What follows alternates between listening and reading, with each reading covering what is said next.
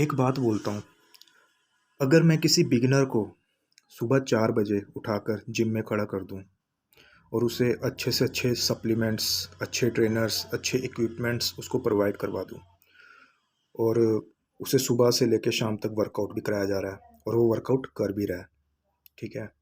तो क्या हम उससे ये उम्मीद कर सकते हैं कि शाम तक उसकी मसल बिल्डिंग हो जाएगी? नहीं उम्मीद कर सकते, क्योंकि अगर मसल बिल्डिंग करने में एटलीस्ट 6 मंथ का समय लगता है, तो उतना समय तो लगेगा ही लगेगा, ठीक है? इसका कोई ऑप्शन नहीं है। तो क्या वो सुबह से लेके शाम तक मसल बिल्डिंग नहीं कर पाया, तो क्या मुझे उसे शाम को कोसना चाहिए कि तुम्हारी बॉडी नहीं बन सकती या तुम नहीं कर सकते? ऐसा बोलना चाहिए? बिल्कुल भी नहीं। इसी तरह एक और एग्ज़ाम्पल है, अगर मैं किसी बीज को लूँ और उसको मैं एक फर्टाइल लैंड में जाकर दबा दूँ, अच्छे से अच्छा खाद, पेस्टिसाइड्स उसको प्रोवाइड कराऊँ, पूरा सिंचित करूँ उसे, सिंचाई करूँ उसकी अच्छे से, ठीक है? सनलाइट भी उसको प्रॉपर मिल रहा है, उसके पास ही बैठा हुआ हूँ मैं, सुबह से लेकर शाम तक पूरी मेहनत कर रहा हूँ। तो क्या ये उम्मीद की जा सकती है कि वो सुबह मैंने उसको दबाया और शाम को वो पौधा बन जाएगा और फल देगा, या अगले दिन पौधा बन जाएगा, फल देगा? नहीं। अगर उसको पौधा बनने में 3 मंथ का समय चाहिए ना, तो 3 महीने लगेंगे, ठीक है?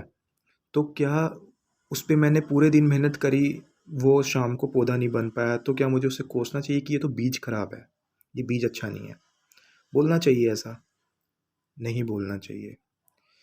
अब इसी बात को अगर हम अपनी लाइफ में इम्प्लीमेंट करें ना, या एक स्टूडेंट अपनी लाइफ में इम्प्लीमेंट करे, तो अगर वो किसी बुक को पढ़ता है ना, तो ऐसा नहीं है कि वो एक बार उस बुक को रीड करेगा तो पहली बार में उसको उस बुक की सारी बातें समझ आ जाएंगी या उसको उस चीज़ में दक्षता हासिल हो जाएगी।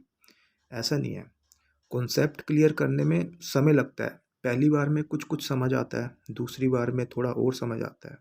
जब आप उस कॉन्सेप्ट के साथ, बुक के साथ समय बिता लेते हैं, समय बिताते हैं अच्छा खासा, तब जाके वो बुक आपसे बात करने लगती है और आपको कॉन्सेप्ट क्लियर होने लगते हैं। आज के समय में, या मैंने भी ये चीज़ काफ़ी नोटिस की है कि जो कुछ कुछ टीचर्स ऐसे होते हैं कि बच्चे को नालायक या डफ़र बोल देते हैं कि तेरे को तो समझ आता नहीं है। ऐसा बोलना चाहिए? हो सकता है कि हमारे समझाने में ही कहीं न कहीं कमी हो। हम उस कॉन्सेप्ट को ही उस तरीके से उस लेवल पे क्लियर ना कर पा रहे हों कि वो बच्चा उस चीज़ को अच्छे से समझ पाए। ठीक है? पहले अपने में कमी ढूँढनी है। अगर हम उस कॉन्सेप्ट को अच्छे से क्लियर कर पा रहे हैं, फिर भी बच्चा नहीं समझ पा रहा है, तो फिर स्टूडेंट से बात करनी चाहिए कि आखिर वो रीज़न क्या है जो आपको समझ नहीं आ रहा है। हमें उस रीज़न पर वर्क करना चाहिए, ठीक है?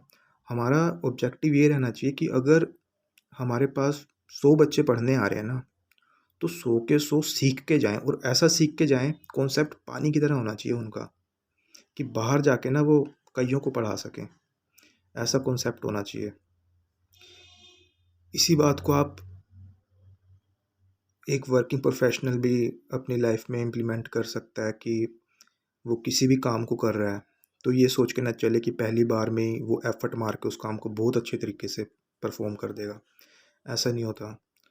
समय लगता है, समय बिताना पड़ता है, थोड़ा ठहरना पड़ता है, इसको शांत करना पड़ता है थोड़ा, तब जाके चीज़ें खूबसूरती के साथ नज़र आने लगती हैं। Thank you.